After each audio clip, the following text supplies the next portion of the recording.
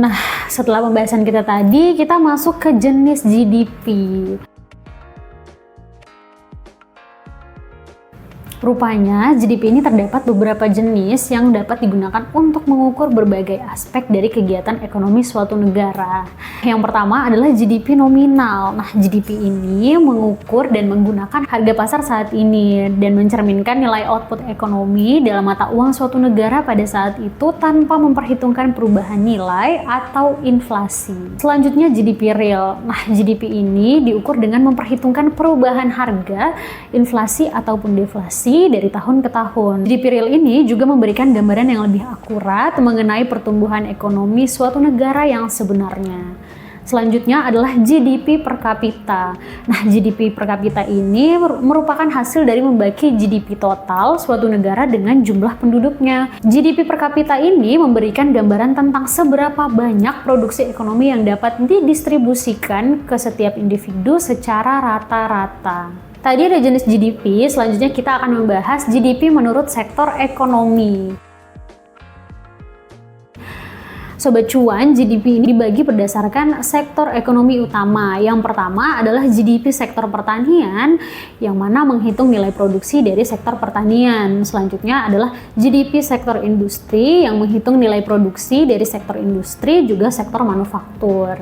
Selanjutnya GDP sektor jasa, jelas pastinya menghitung produksi dari sektor jasa. Nah, selanjutnya kita bakal ngebahas GDP menurut pendekatan produksi, pendapatan, serta pengeluaran. Selanjutnya adalah GDP pendekatan produksi, di mana GDP ini mengukur nilai tambah dari semua barang dan jasa yang dihasilkan di negara tersebut. Yang kedua adalah GDP pendekatan pendapatan. Nah, GDP ini khusus untuk mengukur total pendapatan yang diterima oleh faktor-faktor produksi seperti gaji ataupun keuntungan. Dan yang ketiga adalah GDP pendekatan dan pengeluaran untuk mengukur total pengeluaran barang dan jasa dalam ekonomi suatu negara. Selanjutnya adalah GDP bersih atau net GDP. GDP ini mencakup nilai barang dan jasa yang dihasilkan di negara tersebut setelah dikurangkan oleh penyusutan modal. Yang terakhir adalah GDP nyata atau real GDP. Nah, ini adalah GDP yang sudah disesuaikan dengan perubahan harga ataupun inflasi dari waktu ke waktu. Nah, real GDP ini memberikan gambaran yang akurat tentang pertumbuhan ekonomi. Sobat Cuan, setiap jenis GDP ini memang memberikan informasi yang berbeda tentang masing-masing keadaan ekonomi suatu negara dan berguna untuk analisa yang berbeda-beda juga. Misalnya tadi, GDP per kapita dapat memberikan gambaran tentang tingkat kesejahteraan rata-rata. Sementara untuk GDP menurut sektor ekonomi, itu dapat membantu dalam pemahaman diversifikasi ekonomi suatu negara. Selanjutnya, kita bakal ngebahas soal GDP real versus GDP nominal. Nah, GDP real dan GDP nominal ini adalah dua cara untuk mengukur gross domestic product. Tapi keduanya memberikan gambaran yang berbeda karena memperhitungkan aspek yang berbeda juga dari data ekonomi. Yuk kita bahas perbedaan GDP real versus GDP nominal. Tapi sebelum itu kita harus tahu dulu apa sih GDP nominal.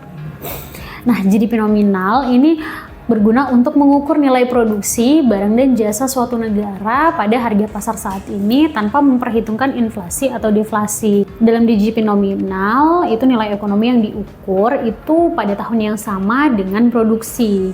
Sedangkan untuk GDP real itu mengukur nilai produksi barang dan jasa dalam suatu negara dengan memperhitungkan perubahan harga. Nah, kebalikan dari GDP nominal tadi, yaitu inflasi dan deflasi. Nah, GDP real ini memberikan gambaran umum yang disesuaikan dengan perubahan harga sehingga memberikan indikasi yang lebih akurat tentang pertumbuhan ekonomi sebenarnya. Perbedaan yang pertama, GDP nominal dan GDP real. Untuk GDP nominal itu tidak memperhitungkan perubahan harga dan dapat memberikan gambaran yang tidak akurat tentang pertumbuhan ekonomi suatu negara. Karena kenaikan GDP ini mungkin hanya disebabkan oleh inflasi, bukan meningkatkan output real. Selanjutnya, untuk GDP real sendiri itu memperhitungkan harga dari waktu ke waktu sehingga memang memberikan gambaran yang lebih signifikan atau akurat akurat tentang pertumbuhan sebenarnya ekonomi suatu negara. Tapi setelah dikoreksi untuk inflasi ataupun deflasi. Selanjutnya adalah harga konstan. Nah, untuk GDP nominal ini dia diukur pada harga pasar saat ini, sedangkan untuk GDP real itu diukur pada harga konstan tertentu. Biasanya seringkali dari harga suatu tahun dasar. Dan ini memberikan dasar perbandingan yang konsisten dari waktu ke waktu. Nah, perbedaan selanjutnya adalah analisis ekonomi. Nah, kalau GDP nominal itu berguna untuk menganalisis pendapatan aktual yang diterima oleh produsen dan pekerja dalam perekonomian suatu titik waktu.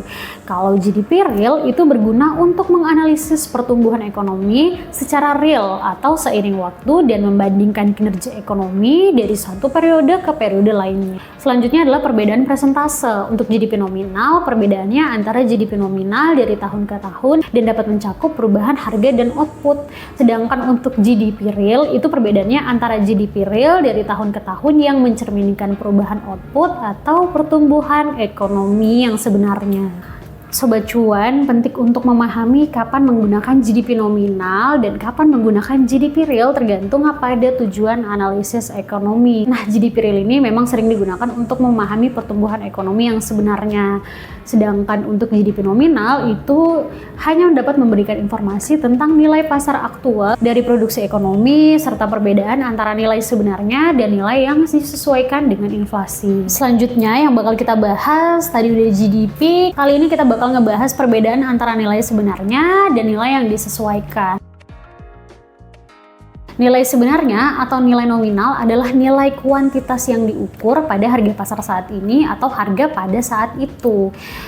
Sedangkan untuk nilai inflasi yang tidak disesuaikan adalah nilai sebenarnya yang tidak disesuaikan dengan inflasi atau deflasi. Sehingga perubahan nilai tersebut mungkin mencakup efek perubahan harga. Nah, apa sih definisi nilai sebenarnya? Nilai sebenarnya adalah nilai nominal atau nilai suatu kuantitas yang diukur pada harga pasar saat ini atau harga pasar saat itu. Tapi inflasinya tidak disesuaikan dan nilai sebenarnya memberikan gambaran tentang perubahan nilai tersebut mungkin tidak mencakup efek perubahan harga. Selanjutnya adalah nilai yang disesuaikan dengan inflasi atau real. Secara definisi, nilai yang disesuaikan dengan inflasi atau nilai real ini adalah nilai yang dinilai sebagai nilai real dan suatu kuantitas yang telah disesuaikan dengan perubahan harga, inflasi maupun deflasi dari waktu ke waktu yang digunakan untuk menghilangkan efek inflasi. Dan nilai ini disesuaikan dengan inflasi yang mencerminkan daya beli aktual atau jumlah real dengan menghilangkan efek inflasi. Nah, ini memberikan gambaran yang lebih akurat tentang volume atau jumlah barang dan jasa yang diwakili oleh kuantitas tersebut. Saat menganalisa data ekonomi atau keuangan, penting untuk sobat cuan pahami apakah suatu nilai itu diukur dalam nilai sebenarnya atau nominal atau mungkin sudah disesuaikan dengan inflasi atau nilai real untuk menghindari kesalahpahaman interpretasi serta membantu untuk membuat keputusan yang lebih informasional. Nah, dari pembahasan kita tadi mengenai GDP dan seluruh alirannya, dapat kita simpulkan bahwa meskipun GDP memberikan gambaran umum tentang kesehatan ekonomi, tapi sobat cuan penting untuk diingat bahwa itu juga tetap punya keterbatasan. Misalnya, GDP ini tidak memperhitungkan distribusi pendapatan ataupun dampak lingkungan ataupun kesejahteraan sosial secara langsung. Nah, oleh karena itu penting untuk melibatkan indikator lain dan data tambahan dalam menganalisa ekonomi yang lebih mendalam. Dan perlu untuk dicermati bahwa memahami kontribusi itu relatif dari setiap komponen. Itu bervariasi antara negara dan waktu. Serta analisa yang lebih mendalam memang memerlukan pemahaman tentang faktor-faktor ekonomi secara general maupun secara khusus, juga kebijakan spesifik pada suatu periode waktu tertentu untuk suatu negara. Nah, gak berasa udah berakhir konten edukasi kita kali ini. Semoga sobat cuan dapat menjadikan ini sebagai referensi ataupun tambahan ilmu baru mengenai pasar modal. Maaf untuk salah kata selama penyampaian edukasi kali ini. Jangan lupa subscribe untuk melihat video edukasi lainnya dan share video ini supaya makin banyak yang tahu soal edukasi pasar modal. Sampai jumpa di edukasi lainnya. Salam cuan dan bye-bye.